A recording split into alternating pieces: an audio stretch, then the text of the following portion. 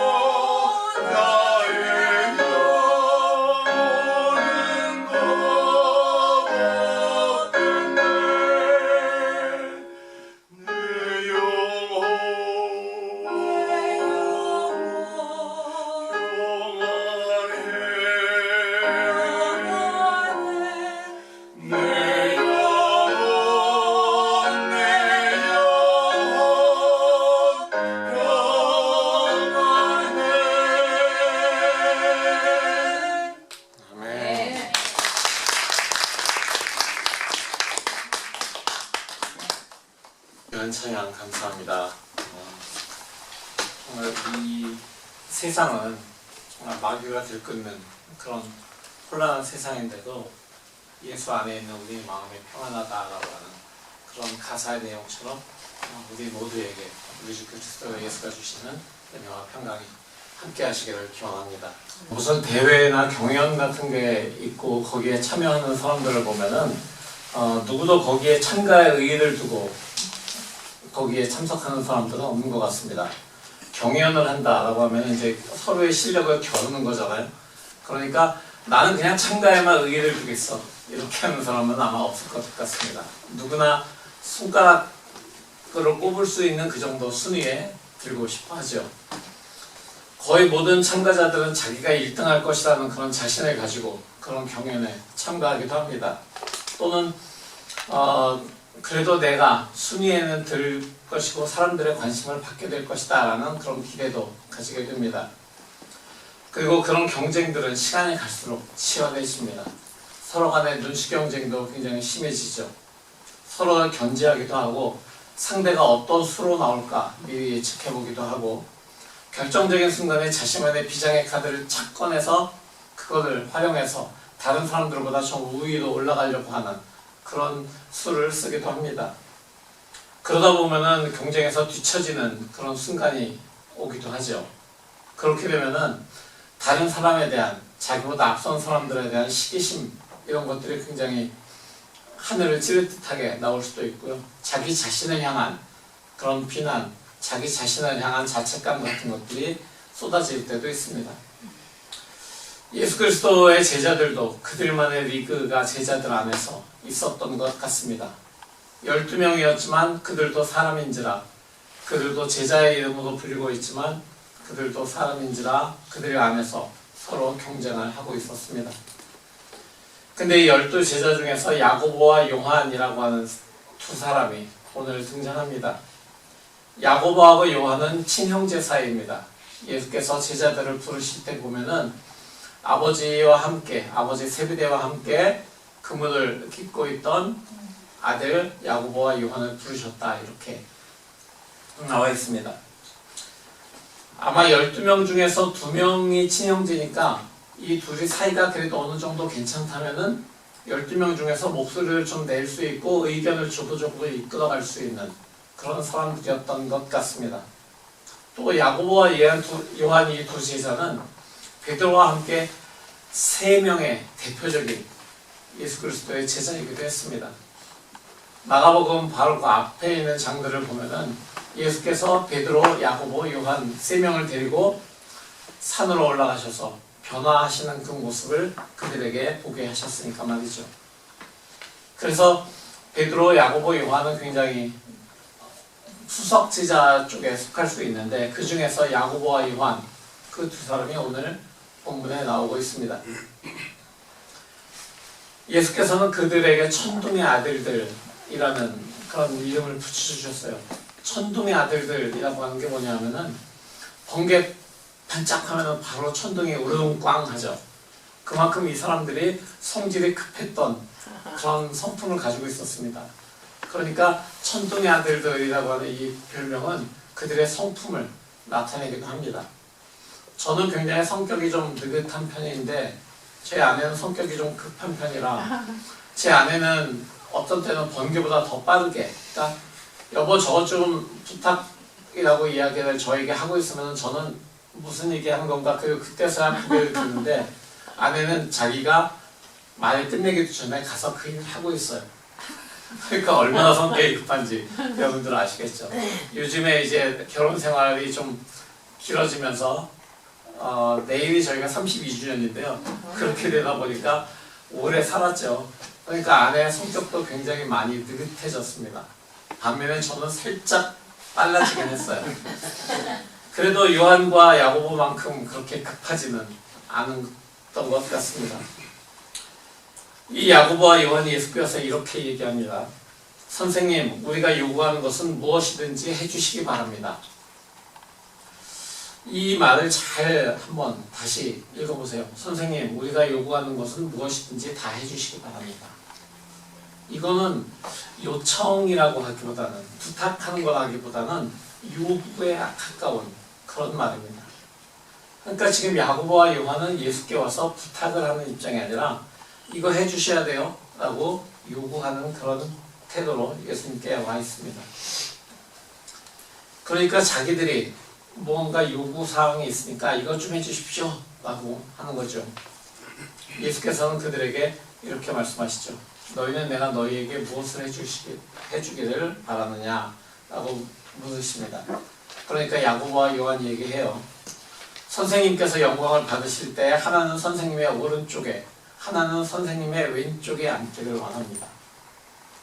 여러분들 그냥 상상해 보시면 예수께서 굉장히 영광의 보좌에 앉으셨고 바로 그때 자기들이 오른쪽 왼쪽에 앉기를 원한다라고 하는 거예요.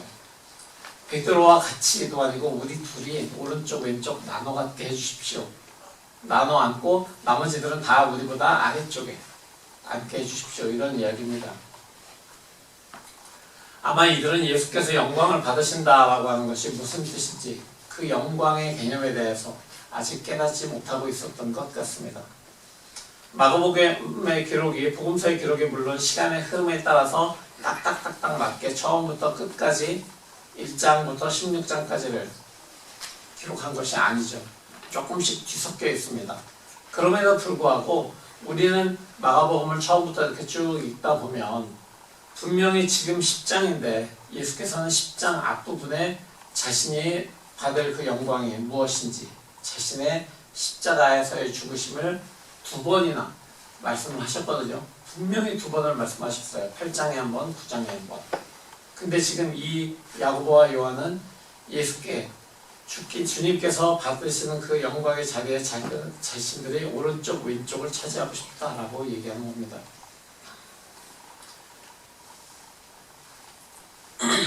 그들에게 예수께서 이렇게 말씀을 하시죠. 너희는 너희가 구하는 것이 무엇인지를 모르고 있다. 내가 마시는 잔을 너희가 마실 수 있고 내가 받는 세례를 너희가 받을 수 있느냐? 야고보와 요한 두 제자는 예수 그리스도를 3년 동안 지금 따라다니고 있는 겁니다. 따라다니면서 예수 그리스도의 말씀을 듣고 배우고 그리고 예수께서 행하시는 모든 이적들을 지켜보았습니다. 그리고 예수께서 하나님 나라의 가치가 이 세상의 가치와는 다르다라는 그 말씀을 하시는 것을 분명히 이들은 듣고 또 들었습니다. 그러나 예수를 100년을 믿어도요, 그 어떤 가치관의 변화가 일어나지 않으면, 세계관의 변화가 일어나지 않으면 전혀 그 사람의 삶에는 변화가 일어나지 않습니다. 저도 교회를 매주일마다 태어날 때부터 다니던 모태신앙인이었습니다. 그럼에도 불구하고 30대 후반 40 정도가 될 때까지 전혀 삶의 변화는 없는 그저 습관적인 그런 그리스도인이었습니다. 주일에만 교회 가고 또 주중에 교회를 가더라도 선배들 또는 친구들하고 노는 것이 재미있었기 때문에 교회에 갔지 그 어떤 하나님의 말씀에 내 자신의 삶을 맡기고 헌신해야겠다라고 하는 그런 삶의 변화는 일어나지 않았던 그런 삶을 살았습니다. 바로 그런 겁니다. 매주일 주일을 지키고 성경 공부를 하고 설교를 듣고 그러면서도 내가 가지고 있는 가치관을 내려놓지 않으면은 어떤 직분자가 된다고 할지라도 심지어 사역자가 된다고 할지라도 목회자로서도 아무 소용없는 그런 일이 되고 마는 것입니다. 물론 하나님 나라의 가치를 잘못 설명하는 그런 목회자들의 영향도 있습니다. 프로스퍼리티 가스펠이라고 하는 게 있습니다. 미국에서는 번영신학이라고 이제 그 하는 신학의 주류가 한 가지를 이루고 있었는데요. 그게 한국의 경제 부흥과 맞물리면서 한국으로 전해집니다. 그리고 그 이후에는 positive thinking이라고 하는 긍정의 힘이라고 하는 걸로 대표되는 그런 설교들이 한국에 있는 목회자들에게 영향을 미칩니다. 이런 설교에서는 열심히 기도하면 열심히 교회 다니고 헌금하고 봉사했더니 온 힘을 다해 교회를 섬겼더니 성공하게 되었다라고 하는 기업가나 또는 정치인들의 예화가 꼭 등장합니다. 그러니까 세상의 영광을 누리려면은 긍정적으로 생각하고 교회 활동에 적극적으로 참여해야 된다라고 하는 거죠. 이런 신앙은 복음과도 동떨어진 신앙이고 건강하지도 않습니다. 물론 우리가 하나님께 우리의 모든 것을 바치고 헌신하게 될 때 그 외의 모든 것을 하나님께서는 채우신다라고 분명히 예수님을 통하여서 말씀하시죠. 대형교회 한국에 가보면은 항상 그래서 설교의 모든 내용이 긍정적인 내용으로 결말을 맺습니다. 그리고 그런 긍정적인 결말을 통해서 사람들은 힘을 얻고 무언가 나 또 긍정적으로 살아야지라는 마음으로 세상에 나아갑니다. 그러나 세상은 그들에게 긍정적으로 다가오지 않습니다. 긍정적으로 생각을 하고 나가야지 하고 교회 문을 나가는 순간 부정적인 세상에 그들에게 자 이제 너희의 긍정적인 생각을 다시 부정적으로 바꿔와라 이렇게 이야기하기 시작합니다. 그래서 그런 긍정의 힘 또는 번영신학들 영향을 받은 목회자들의 설교를 들은 사람들이 한국의 기독교를 조금씩 변질을 시키고 또 복음의 자리에서 벗어나게 했고 부패한 정치와 결탁한 상태로 오늘날까지 영향을 미치고 있습니다. 마치 마르틴 루터가 95개의 조항을 브리튼베르크 성당에다가 못질을 해서 걸어놓고 종교개혁을 요구했던 바로 그 종교개혁의 상태에서 있었던 로마 캐톨릭의 부패와 비슷한 상태가 오늘날의 한국교회의 모습입니다. 제가 앞에서 예수께서 받으실 영광의 십자가와 부활이라고 이야기했습니다.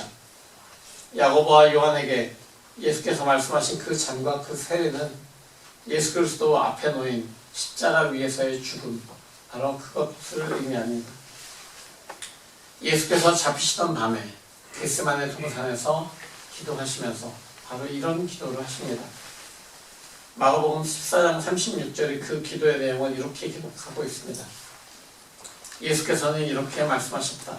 아빠, 아버지께서는 모든 일을 하실 수 있으시니 내게서 이 잔을 거두어 주십시오. 그러나 내 뜻대로 하지 마시고 아버지의 뜻대로 하여 주십시오. 예수께서 말씀하신 이 자신의 앞에 놓인 잔, 그 잔은 십자가와 죽음의 잔이죠. 아버지 하나님께서 예수 그리스도의 앞에 놓아두신 것입니다. 예수께서 이 세상에 오실 때 예수께서는 그 잔이 자기 앞에 놓여질 것을 이미 알고 계셨습니다. 그러나 겟세마네 동산에서 이제 그 길을 걸어가기 바로 전날 밤에 자기가 잡혀가야 되는 그날 밤에 예수께서는 기도를 통해서 이 잔을 내 앞에서 거두어 주십시오라고 기도합니다. 그러나 내 뜻대로가 아니라 아버지의 뜻대로 하십시오 라고 기도합니다.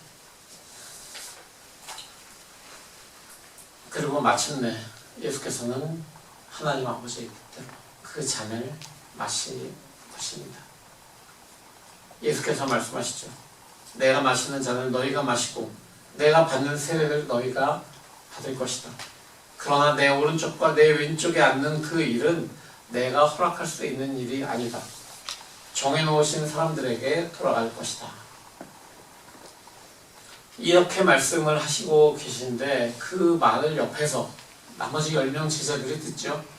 그리고 굉장히 분개합니다. 막 이렇게 겉으로 화를 내는 게 아니라 속으로 부글부글 끌어올리는 거죠.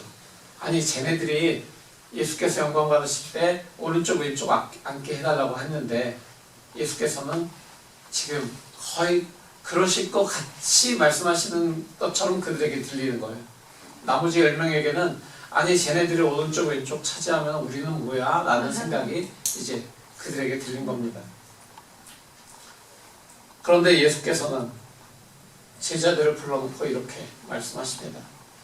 너희가 아는 대로 이방 사람들을 다스린다고 자처하는 사람들은 백성들을 마구 내리누르고 고관들은 백성들에게 세도를 부린다. 그러나 너희끼리는 그렇게 해서는 안 된다. 예수님의 제자들은 당시에 그 고관들이 세도가들이 백성들에게 하는 그런 행태를 다 보고서 살던 사람들입니다. 그렇기 때문에 그들의 폭력적인 다스림에 대해서 무언가 저항하는 그런 마음이 있었고요. 실제 그들의 폭력적인 억압에 대해서 자신들도 폭력으로 대항하고자 하던 사람들 중에 한 명도 예수의 제자들이었습니다. 그런데 그 제자들조차도 자신들의 마음속으로는 다른 사람들보다는 좀 내가 앞서야 되지 않겠어라는 마음을 가지고 있었습니다. 그래서 그들은 야고보와 요한에게 분개했었던 것입니다. 교회 안에서도 어떤 이들은 직분으로 혹은 신앙의 경력으로 다른 사람들보다 우월한 그런 마음을 가지기도 합니다. 하지만 예수 그리스도의 제자가 된다는 것, 그것은 달라야 합니다. 구원은 대가 없이 얻을 수 있지만 제자가 되는 일은 당신의 생명을 요구할 것이다. 그리스도가 사람을 부르실 때 그는 와서 죽으라고 명하신다. 이건 제가 한 말이 아니고요. 우리가 예배 끝날 때 매일매일 매주마다 부르는 선한 능력으로 라고 하는 그 노래의 가사를 쓴 디트리 보네포 목사님의 그 글 중에서 나온 것입니다. 그리스도의 제자들은 자신의 선생인 예수께서 이 세상에 오셔서 이루시는 일을 세상적인 성공과 연결을 지어서 지금 생각을 하고 있습니다. 하지만 실제 그 길은 십자가를 통한 구원의 길입니다. 따라서 예수 그리스도의 제자로 부르심을 받고 그 부르심에 응답한다는 것은 세상적인 성공이 아니라 각자에게 주어진 십자가를 지고 주님께서 가신 그 십자가의 길을 따르는 것입니다. 이를 위해서 서로 섬기는 삶을 살아야 한다. 세상과 너희는 달라야 한다. 적어도 너희는 너희 안에서는 그러지 말아야 한다. 라고 하는 것이 지금 예수님의 말씀인 것입니다. 야고보와 요한은 아버지인 세베대가 소유했던 배 그리고 선원들을 다 내려놓고 예수를 따랐던 제자들입니다. 그만큼 자신들이 세상에서 내려놓은 것만큼 비슷한 거기에 상응하는 무언가 보상이 그들 자신에게 주어지기를 바랐다는 것입니다. 그래서 예수께 그렇게 요구를 했던 것이죠. 이 모습은 우리 안에도 분명히 있습니다. 내가 이렇게 기도하는데, 내가 이렇게 며칠을 금식하면서 기도하는데, 내가 이렇게 일천번제를 드리는데, 일천번제가 뭔지 모르시는 분들이 있는데요. 솔로몬이 일천번제를 드렸다고 해요. 매일매일 1000번의 그 제사를 드려서 1000번의 그 제사가 채워지는 거죠. 1년이 365일이니까 1000번을 채우려면은 3년 정도에 해당하는 날을 제사를 드려야 되는 거예요. 그것도 수많은 동물들을 희생해서. 그래서 어떤 분들은 1000번제라고 해서 매일매일 조금씩 헌금을 모아서 그걸 1000번제라는 제목으로 교회에다가 드리기도 합니다. 물론 그들의 믿음이나 그들이 했던 어떤 것들이 그들의 어떤 마음이나 간절함을 나타내는 것, 그것은 조금도 비난을 받을 수는 없습니다. 그러나 그것을 통해서 하나님을 움직이시게 한다면, 하나님을 일하게 하시고자 하는 마음이 동기가 안에 있었다면 그 1000번제는 헛된 번제가 되고 만다는 것이죠. 예수 그리스도의 제자로 부르심을 받게 될 때 우리는 그 대가가 우리에게 뭔가 세상의 기준으로 돌아갈 것이라고 생각을 할 수 있습니다. 그러나 예수 그리스도의 제자로 부르심을 받게 될 때 그 부르심은 보네포 목사님의 이야기처럼 와서 죽어라 라고 하는 바로 그 부르심인 것입니다. 십자가로의 부르심인 것입니다. 그래서 사도 바울은 내가 그리스도 안에서 죽었다라고 이야기합니다. 그리고 다시 그리스도 안에서 태어났다라고 이야기하죠. 옛날 사람을 내려놓고 새 사람으로 태어난다라고 하는 것입니다. 우리가 에베소서 성경 공부를 하면서 너희가 전에는, 우리가 전에는 이라는 단어를 여러분들 기억하시죠? 그리고 우리가 이제는 이라고 하는 그 시점에 대해서 제가 얘기했습니다. 전에는, 예수 믿기 전에는 세상에 속한 사람이었지만 지금은 예수 그리스도께 속한 그리스도 안에 있는 성도다라고 하는 것을 우리가 이야기한 적이 있습니다. 바로 그렇습니다. 예수 그리스도의 제자로 부르심을 받게 될 때 우리는 십자가로, 죽음으로 부르심을 받는 것입니다. 옛 자아를 내려놓고 예수 그리스도 안에서 그리스도의 성품으로 다시 태어나는 것, 그것이 우리를 향한 부르심인 것입니다. 십자가를 진다는 것은 그래서 두려운 일이 아닙니다. 정말 우리의 목숨을 십자가에서 바쳐야 되는 것이냐, 그것이 아닙니다. 그리스도와 함께 죽는다는 것은 자기 자신을 내려놓는 겁니다. 자신의 욕망, 성공에 대한 야망, 세상의 그 성공에 대한 기준, 그런 것들, 권력에 대한 야망, 이런 것들을 내려놓는 것입니다.